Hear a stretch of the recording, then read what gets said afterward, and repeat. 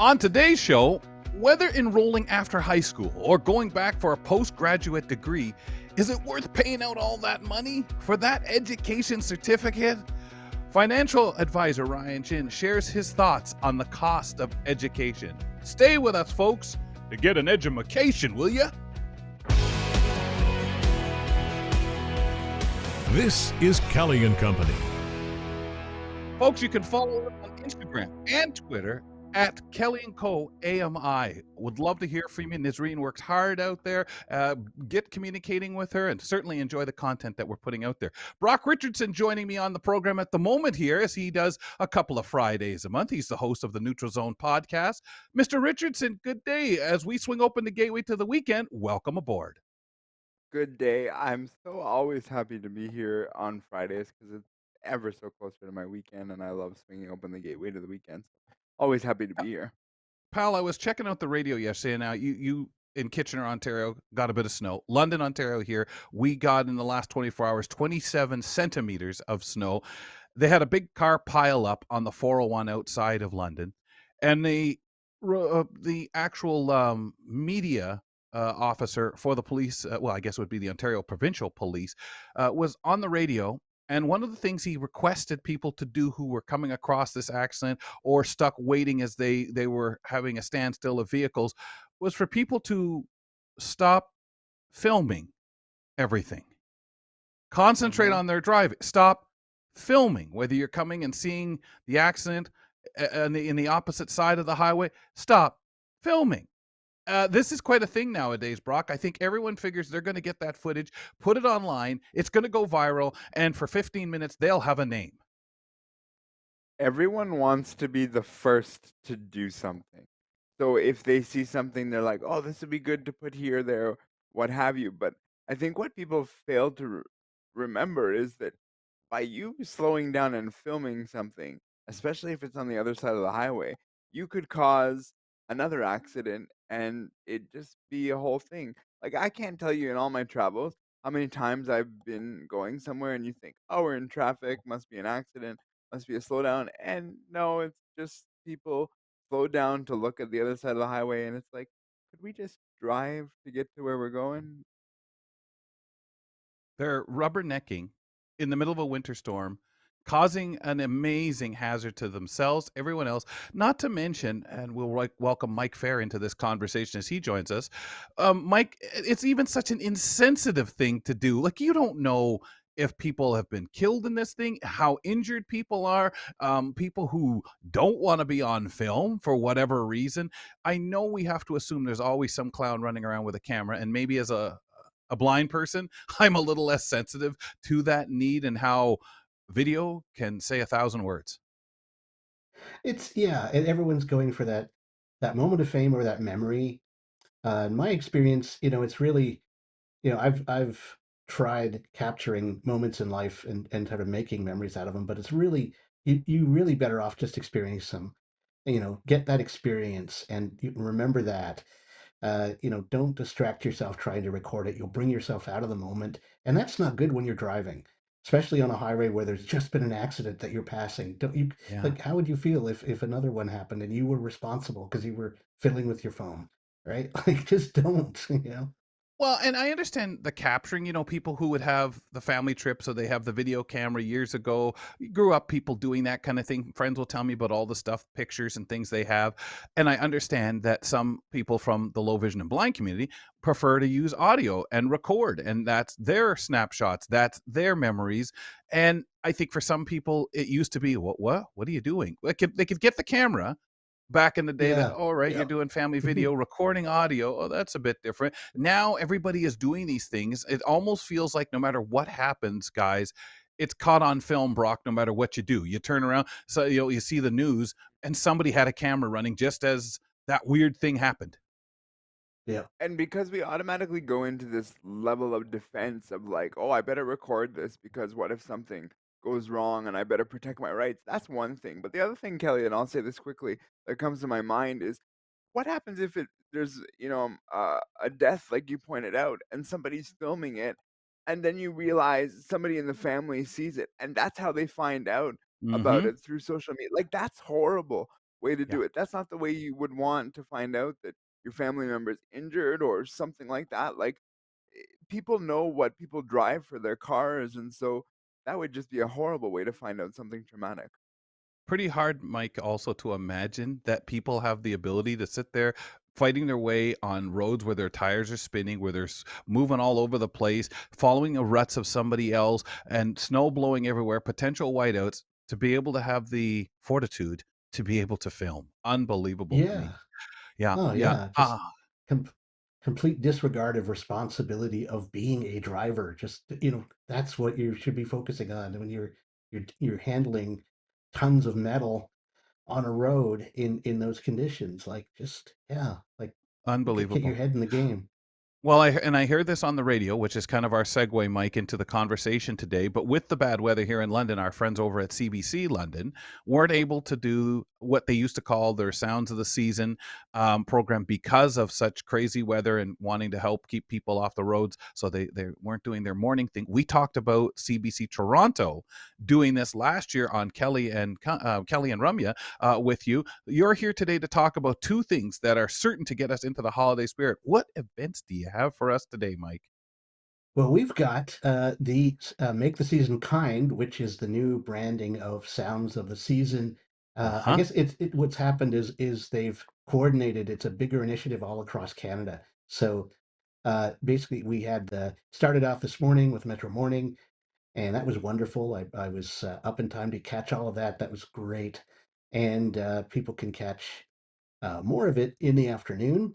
There's Here and Now. There's special presentations all day for CBC for this Make the Season Kind right through till 6 in the evening news. So CBC Radio, that is where this is all happening.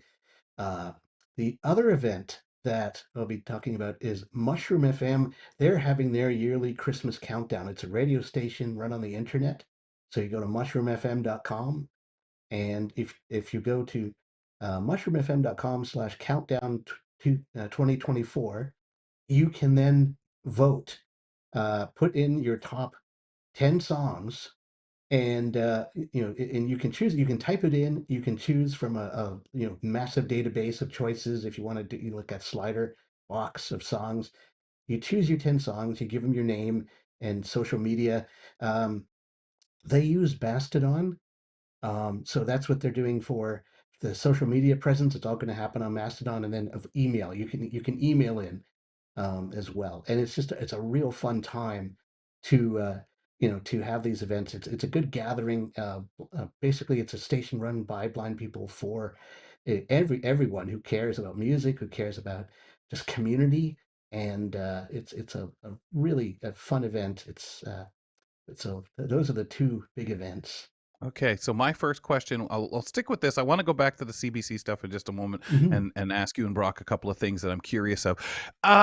With the Mushroom FM, we'll talk about the timing, but you can pick any Mhm. song, right? Anything that you want to. Do you have to use from their repository, or can you come up with your You, list of you, 10, especially as a listener? yeah, you can just type them in the form. There are text fields in the form where you vote, and for you can just type in whatever songs you might have, and they will find them. And if there enough other people vote and it gets into that top 100, that's basically what'll happen. It's 100 songs being played, going down, and basically it's an all day thing. It's on Sunday, the December 22nd is when the broadcast happens, and people can cast their votes up to the 19th Okay. of December at the end of the day, 11:59 Eastern p.m. So right up until then, you have to cast your votes. Almost 2 weeks from now. Well, 2 weeks short, 2 days, pretty well. Um, Yeah, and when you listen to this top 100, do you agree with a lot of it, Mike? As a regular listener to Mushroom FM, do you say, "Oh yeah, oh yeah"? And is it all time, right? It's not songs of the year. It's it's it's your all-time favorites, it's all time. Yeah, there's right? no limitations. Mushroom FM usually is 50s to 80s, but they have exceptions, and this is one of them. So you can vote for songs, pretty much any song you can think of, and either type it in or select it from the choice. So if you can't think of all 10, you go through the list and find something that you like. So they make it as easy as possible.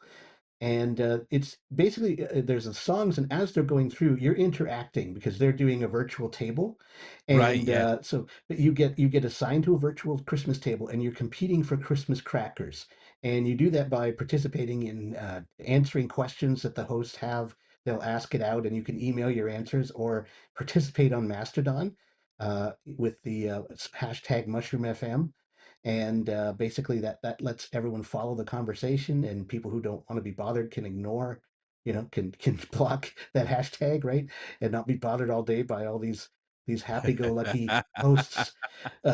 So it's a real blast. It's fun to participate in, and it's certainly for me really kicks off the Christmas. These two events are just the two of the real gems of online entertainment for Christmas.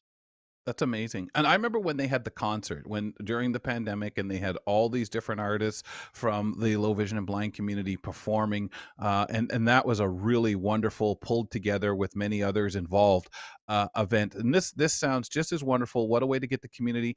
Before we leave that topic quickly, Mike, is it working out for them with so many people on Mastodon? I'm assuming a lot of the Mushroom FM people who like to do these things have gone over and have their accounts active as Yeah. that way of being able to communicate. Yeah, and it's been very good in that sense, and they still leave the email process open so people can email in to get to participate as well. And the hosts will say things on the, like they'll read some of the discussion, and they'll also read the emails so people will know. It's like a 10-hour event, so there's lots of fun. There's lots of back and forth and discussion and answers to Christmas holiday related questions of some kind, and yeah, it's a lot of fun. So Brock loves the what behind the scenes stuff is going on. He loves to talk about that, to see it, to share it. He goes to Family Feud Canada to enjoy it. The let's make the season kind event that you were talking about off the top in Toronto. A lot of people can go to the broadcast center and check things out through the day and some of the shows that you mentioned, Mike. But locally, as I mentioned off the top, they canceled the one this morning. I know the group is doing the afternoon one here in London at the food bank, and across the country, we're going to see participation like that. Brock, I have to say, this is something you enjoy going behind the scenes and sharing that kind of stuff or getting a chance to see it. Why? Yeah, because you always there's these little like things that call them Easter eggs for argument's sake. There's these little things that you don't see on the television or the radio, whatever the forum is that you're using, if you're gonna go and participate in these things live. And so that's why you always find out something that you wouldn't have if you just did it through the straight line forum. And so that's why for me, I'm just like, yeah, I love this kind of thing. And every time I go to different things, I always learn something different that I didn't know before. And As this a is a full CBC, day where you can meet the hosts, you can participate. There's a few different shows. It's not just the morning one. There's a one in the afternoon. Here and Now starts at 3 p.m. And you can meet the hosts, the actual people involved. They'll come around, and so that's something that I always learn new stuff just as they interact in this less kind of formal way. Like they really go to town with like talking back and forth with each other, and you learn about how much uh, they care about their colleagues. Like they're really mhm, having fun. Not all of it is scripted, so yeah, right. it can, So it can And really you get zany. sky's the limit. What would you want to go see, Mike, out of the CBC day? This basically, I would love to see the make the season kind, and the Metro Morning, the Here and Now. I'm a little less connected with. I really have to listen to that show more. Bookends is a new book show. Matea Roach, Jeopardy champion, what is the host of that, and that's something else I wouldn't mind hearing live.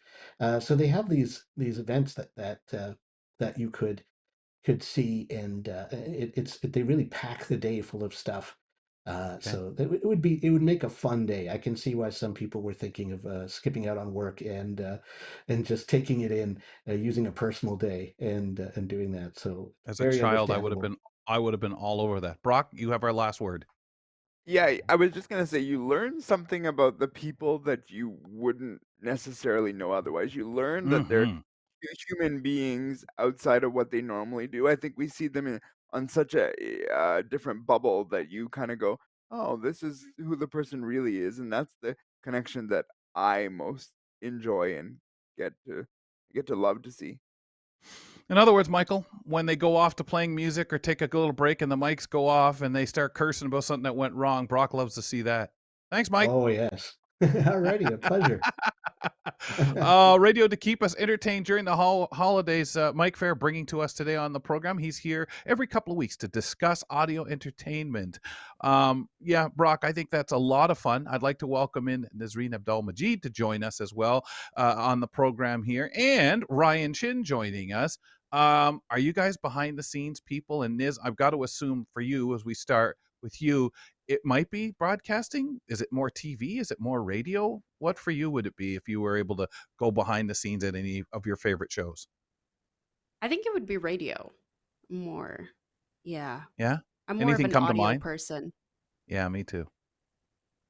Not really. No? Like if I were to do behind the scenes? Yeah, if you had the option, could go outside of anything. It's just any show that you particularly, oh, I'd love to see how they do that. Mm, like in real life. I Yeah, think I don't, just you don't know. I mean, right now you're lucky enough to see what we do behind the scenes every day. I know that right? tells all. Very lucky. Uh, what I like the first thing that comes to mind is like Kiss 92 or something like that because I grew up like listening to that radio station. So it was I worked at Z103, so I know they're behind the scenes, but I would love to hear about Kiss 92 for sure. Yeah, yeah. We know Rumya would be over all over Mocha and Roz that morning show. Right? Uh-huh. How about you, Big Mr. Chin? fan. Anything particular?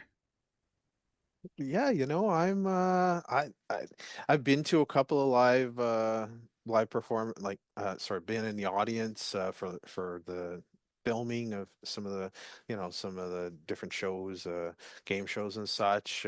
And No yeah, way. yeah, it's they're really interesting. I know back in the day, it's very interesting to kind of see how it works out because you see about a 2-3 hour presentation crammed into a half an hour broadcast, right? Yeah. So Mhm. that is certainly eye opening. Yeah, I don't think I have anything off the top that I would want to be Would they witness hold up to. like an applause sign up for you guys to actually clap? Because Yeah, I I think always they're a little imagine more that. tech.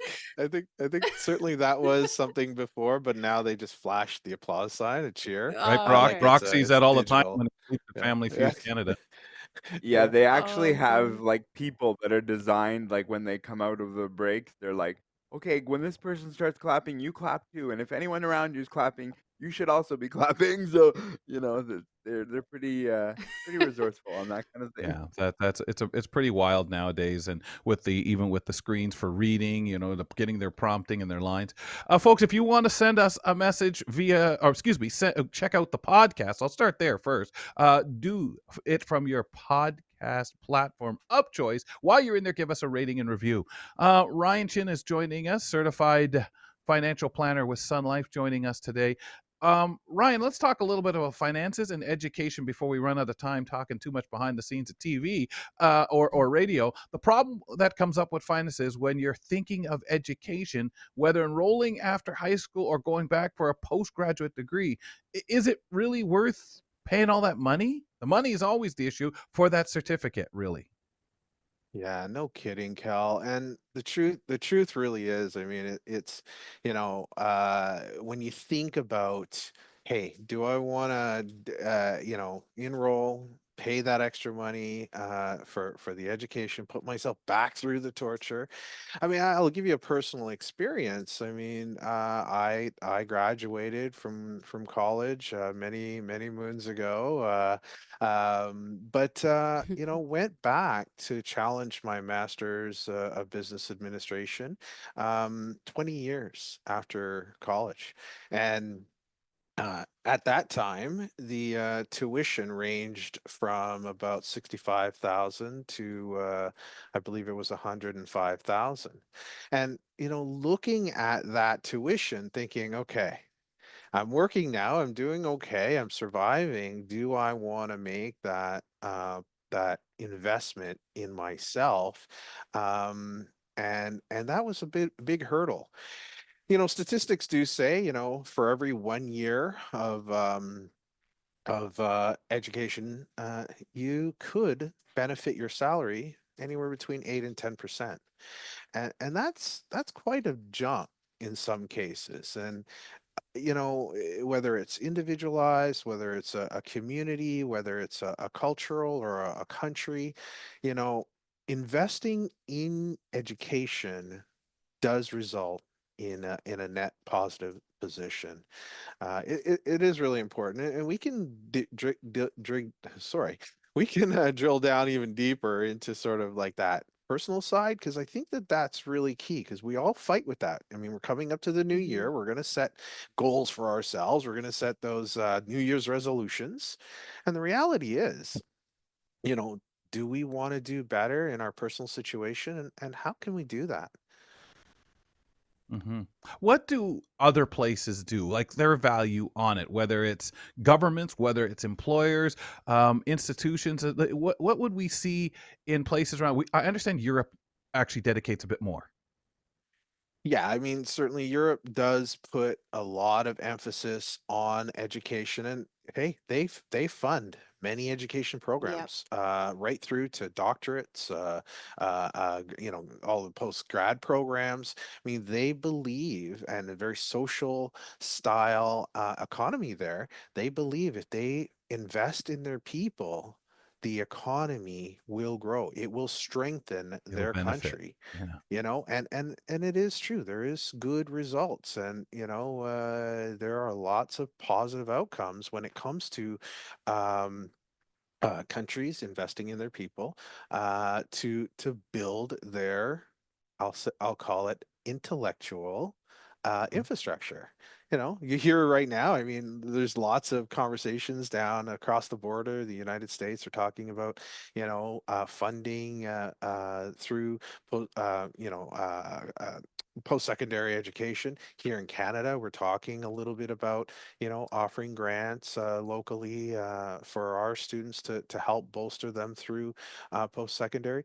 At the end of the day, the smarter we are, the more committed we are to different things, and the more we have to offer. It helps us grow. Nazreen, you are the most recent student. What you hear Ryan Recent. saying and some of the things that that we're covering and Yeah. talking about, what do you feel? Have you felt by now that, okay, it was worth it? Because I know people switch, we change, we do different things. As Ryan said, go back after 20 years to school. What are your thoughts? It is, you know what? I think it's just frustrating because at the same time, I find it worth it. However, the classes, the tuition, the salary amount of tuition that you have to Because pay is insane. So you have to question everything. Like every you got to year, pay it back. you gotta pay it back. And I know people to this day, 10 years later, they're still paying their debt, their Hmm. tuition. And it's just so sad. And like, and now, and OSAP, like you have to pay it right back right after you finish your education. You have to pay it right back. So it is frustrating. And you look at Austria, Germany, Norway. I mean, their education is free somewhat. So it's like, why aren't we where they are? And Seeing the they're ahead importance of of the the game. investment. And Yeah, I'm like, curious, is it because, Ryan, we bring so many people from other countries where we try to make our hay on that, our mm, institutions?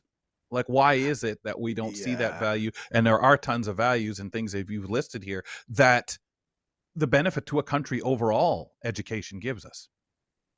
Yeah, and private versus public governance over many of these post-secondary institutions. The government throughout the European nation. I mean, governments run those programs versus here in North America. There many of those institutions are private and individualized, so they have their own governance. They have their own budgets, and they're and as you say, Kel, they're trying to make hay from those international students and or even just our homegrown talent.